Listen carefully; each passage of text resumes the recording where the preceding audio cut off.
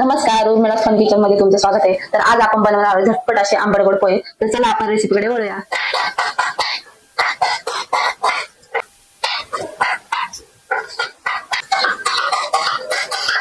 तर मी इथे अर्धा किलो पोहे भिजून घेतलेले. आता मी लिंबू पिळणार आहे, अर्धा लिंबू. त्यानंतर थोडीशी साखर. आता आपलं तेल गरम झाले. आता आपण शेंगदाणे तळून घेऊया.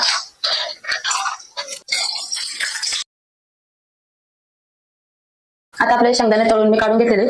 तर मी इथे अर्धा चमच मोहरी घालते, मस्त जिरा, कढीपत्ता, मिरच्या आणि कांदा. आता आपल्याला कांदा हलकासा लालसर होईपर्यंत थोडा वेळ परतायचा. त्यानंतर थोडीशी हळद घालूया. मी थोडीशी हळद घालते. त्याचं मिक्स करून घेतलं की लगेच आपण पोहे घालूया.